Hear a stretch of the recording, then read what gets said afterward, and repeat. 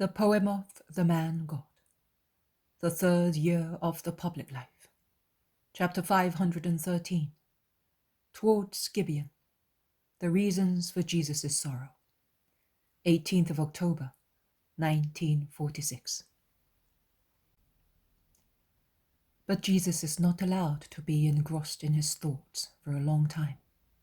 John and his cousin James, then Peter and Simon Zealot approach him, drawing his attention to the view that they can see from the hilltop. And perhaps in their intent to distract him, because he is clearly very sad, they recall episodes that took place in the district where their eyes are surveying. The trip towards Ashkelon, the house of the peasants in the Sharon plain, where Jesus made the old father of Gamala and Jacob see again. The retreat of Jesus and James on Mount Carmel. Caesarea on Sea and the little girl Aurea Galla. The meeting with Syntyche. The Gentiles at Joppa. The highwaymen near Modin. The miracle of the crops in the house of Joseph of Arimathea. A poor old woman gleaner. Recollections which should cheer one up, but in which, for everybody or for him alone, there is the remembrance of tears and sorrow. Also the apostles become aware of that, and they whisper, "Truly, there is sorrow in everything on the earth. It is a place of expiation." But Andrew, who has joined the group with James of Zebedee, remarks quite rightly, "A just law for us sinners, but why so much grief for him?" A polite discussion arises and remains such, also when all the others, attracted by the voices of the first ones, join the group. The only exception is Judas Iscariot, who takes pains in the middle of the humble people whom he instructs, imitating the Master's voice, gestures, and expressions. But it is a bombastic, theatrical imitation, lacking the warmth of persuasion, and his listeners tell him quite openly, which makes Judas irritable, and he throws back in their faces that they are dull-minded, and thus they understand nothing. And he states that he is going to leave them because it is not worth the trouble to throw the pearls of wisdom to pigs. But he remains, because the humble people are mortified, and they beg him to bear with them, admitting that they are as inferior to him as an animal is to man. Jesus, in order to listen to what Judas is saying, does not pay attention to what the 11 are saying around him, and what he hears does not certainly cheer him up. But he sighs and is silent, until Bartholomew interests him directly by submitting to him the different points of view concerning the reason why he, who is innocent and free from sin, must suffer. Bartholomew says, "I maintain that it happens because man hates him who is good. I am referring to a guilty man, that is, to the majority of men. That majority realize that their guilt and vices show up even more when they are compared with those who are innocent, and out of spite they revenge themselves by making good people suffer. I instead maintain that you suffer because of the contrast between your perfection and our misery. Even if no one despised you in any way, you would suffer just the same, because your perfection must be sorrowfully disgusted at the sins of men," says Judas Thaddeus. "On the contrary, I maintain that you, as you are not exempt from humanity, suffer through the effort of having to control, by means of your supernatural part, the rebellion of your humanity against your enemies," says Matthew. "And I am sure I must be wrong because I am silly. I say that you suffer because your love is rejected. You do not suffer because you cannot punish, as your human side might wish, but you suffer because you cannot do good to people as you would like," says Andrew. finally, I maintain that you suffer because you must suffer all sorrows, in order to redeem all sorrows, as neither of your natures prevails in you, but they are both blended in perfect harmony to form the perfect victim, so supernatural as to be able to appease the offense given to God, so human as to be able to represent mankind and lead it back to the immaculacy of the first Adam, to cancel the past and generate a new humanity, to recreate a new humanity according to the thought of God, that is, a humanity in which there is really the image and likeness of God and the destiny of man, the possession, the ability to aspire to the possession of God in his kingdom. You must suffer supernaturally, and you do suffer for what you see being done and for what surrounds you. I could say, with perpetual offense to God. You must suffer humanly, and you do suffer, to cut off the lewdness of our flesh, poisoned by Satan, with the complete suffering of the two perfect natures.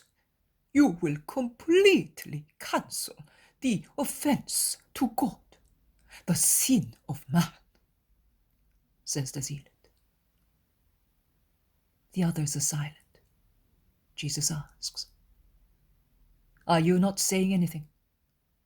Which, according to you, is the just definition?" Some say this, some that. Only James of Alphaeus and John are silent. "And what about you two? Do you not approve of any of them?" says Jesus teasingly. "No, we feel there is something true, something very true in each of them, but we also feel that the utter truth is missing." "And can you not find it?" "Perhaps John and I have found it, but it seems almost blasphemy to us to tell you, because we are good Israelites and we fear God so much that we can hardly mention his name. And it seems a blasphemous thought to us that while for a man of the chosen people, for a man, son of God, it is almost impossible to pronounce the blessed name, and he has to create substitutes to mention the name of his God, Satan may dare to harm God, and we feel that sorrow is always active against you, because you are God and Satan hates you. He hates you more than anybody else.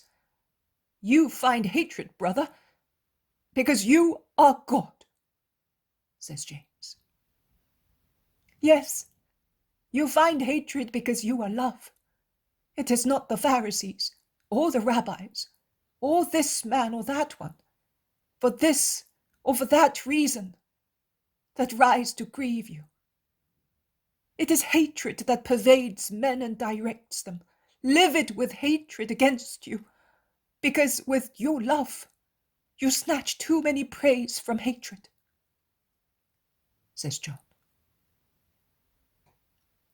There is still one thing missing in the many definitions.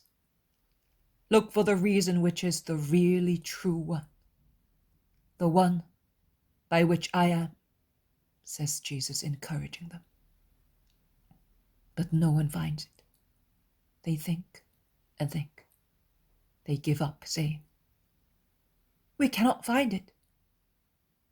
It is so simple. It is always in front of you. It resounds in our books, in the great figures of our history. Come on, look for it. In all your definitions, there is some truth, but the first reason is missing. Do not look for it in the present times, but in the most remote past, beyond the prophets, beyond the patriarchs, beyond the creation of the universe. The apostles are pensive, but they do not find it. Jesus smiles and then says, "And yet, if you remembered my words, you would find the reason. But you cannot remember everything as yet. But one day you will remember. Listen, let us go back up the course of ages together, farther back than the limits of time. You know who spoiled the spirit of man. It was Satan, the snake, the antagonist, the enemy, the hatred. Call him what you like. But why did he spoil man? Because he was eaten up with envy. He saw man destined to heaven, from which he had been driven out. He wanted for man the exile that he had received. Why had he been driven out? Because he rebelled against God. You know that. But in what? In obedience. Disobedience is at the origin of sorrow. Then, is it not necessarily logical that to restore order, which is always a joy, there should be a perfect obedience? It is difficult to obey, particularly in grave matters. What is difficult causes sorrow to those who accomplish it. Consider, therefore, whether I, who was asked by the love, whether I would take back joy to the children of God, should not suffer infinitely to obey the thought of God. I must, therefore, suffer to win. To cancel not only one or 1,000 sins, but the very preeminent sin that in the angelical spirit of Lucifer, or in that animating Adam, was and will always be, until the last man, a sin of disobedience to God. Your obedience, men, is to be limited to the little. It seems so much to you, but it is so little that God asks of you. In his justice, he only asks of you what you can give. Of the will of God, you know only what you can understand. But I know all his thought concerning great and small events. No limit has been imposed to me concerning knowledge and execution. The loving sacrificer, the divine Abraham, does not spare the victim and his son. It is the unsatisfied and offended love that demands reparation and offerings. And if I should live for thousands of years, it would be of no avail if I did not consume man to his last fiber, as nothing would have happened if ab eterno I had not said yes to my Father, preparing to obey as God's Son and as man, whom the Father had then found just. Obedience is sorrow and glory. Obedience, like the Spirit, never dies. I solemnly tell you that those who are truly obedient will become like gods, after a continuous struggle against themselves, the world, Satan. Obedience is light. The more one is obedient, the more one is luminous and sees. Obedience is patient, and the more one is obedient, the more one bears things and people. Obedience is humble, and the more one is obedient, the more one is humble with his neighbor.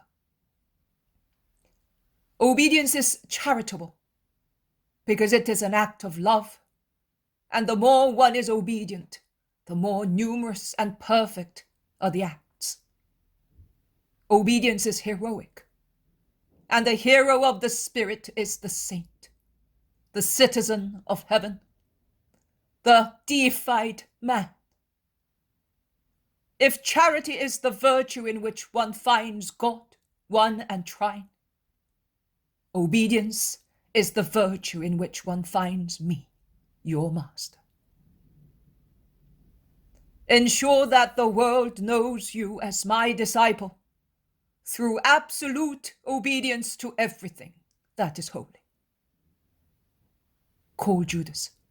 I have something to tell him as well. Judas arrives. Jesus points at the view, which becomes narrower as they descend, and he says, "A short parable for you, future masters of the Spirit. The more you climb the way to perfection, which is hard and painful, the more you will see.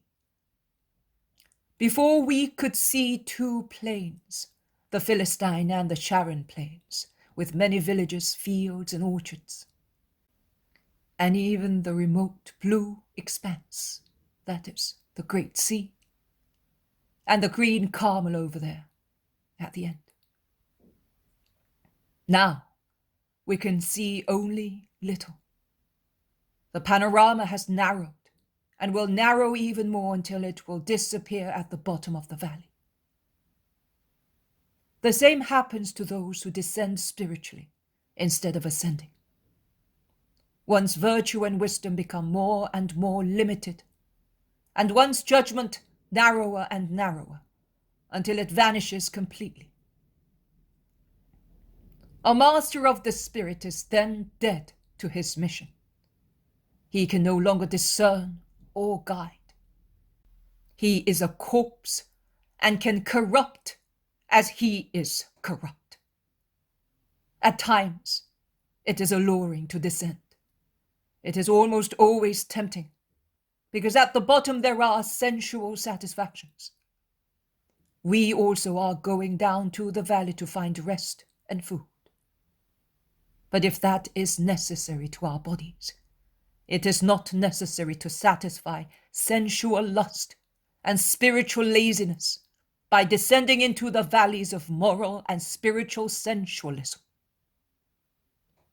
You are allowed to reach one valley only, the valley of humility, because God himself descends into it to abduct humble spirits and raise them to himself. He who humbles himself will be exalted. Any other valley is lethal, because it removes one from heaven. Is that why you sent for me, Master? Yes, for that. You had a long conversation with those who were questioning you. Yes, but it is not worth it. They are more dull-minded than mules. And I wanted to leave a thought where everything has vanished, that you may nourish your spirit. Judas looks at him with a perplexed countenance. He does not know whether he is being rewarded or reproached. The others, who are unaware of Judas's conversation with the followers, do not realize that Jesus is reproaching Judas for his pride.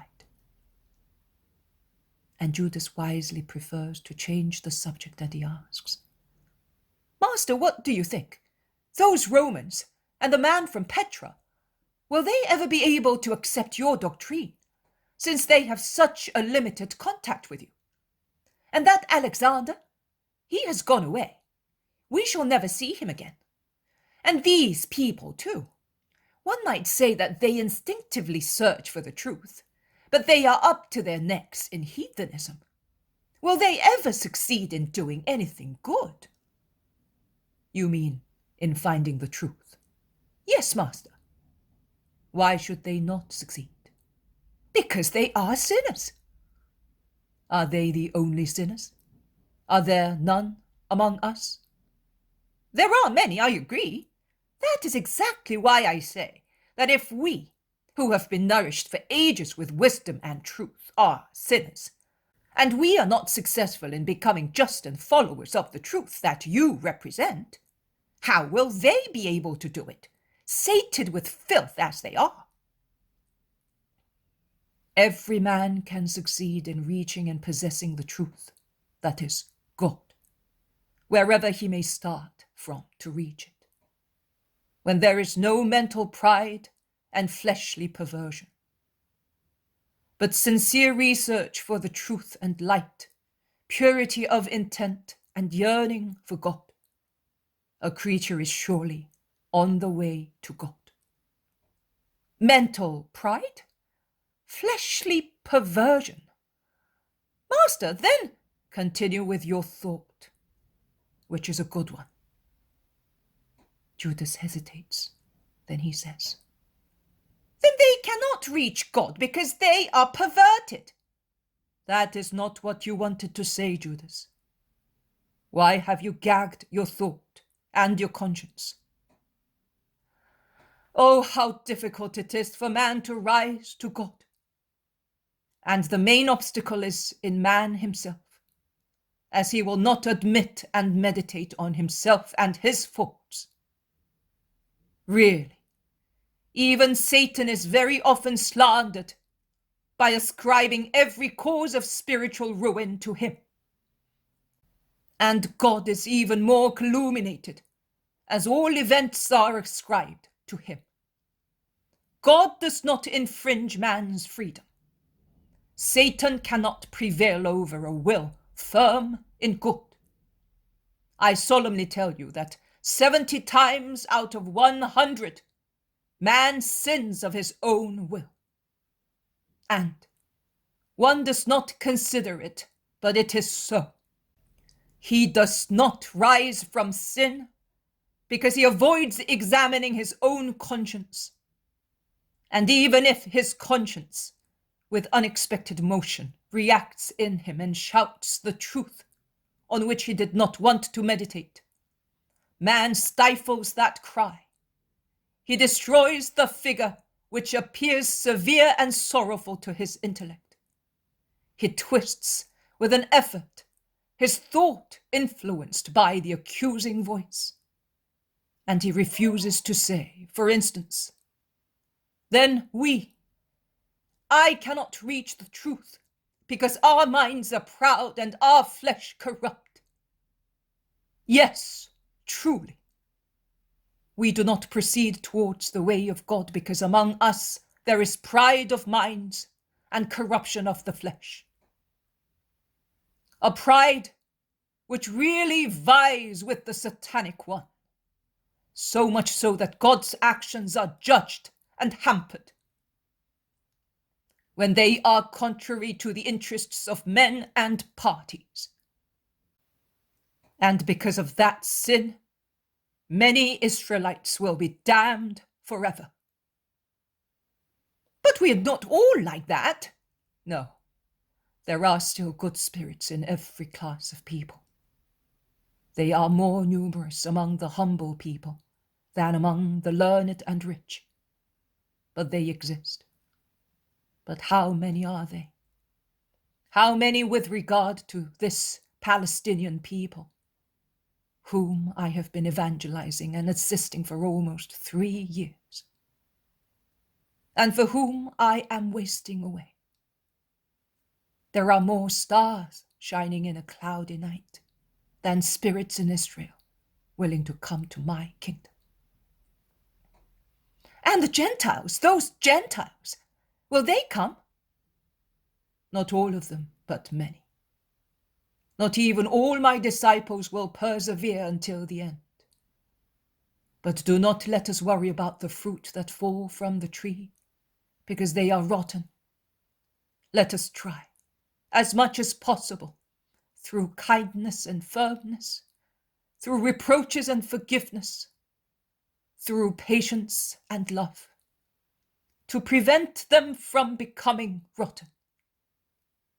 Then, when they say no to God and to their brothers who want to save them, and they throw themselves into the arms of death, of Satan, dying unrepentant, let us lower our heads and offer God our sorrow for not making him happy with that soul by saving it. Every master meets with such defeats, and they are useful too. They humble the pride of the master of souls and test his constancy in his ministry. A defeat must not weary the will of the teacher of spirits. On the contrary, it must spur him to do more and better in the future.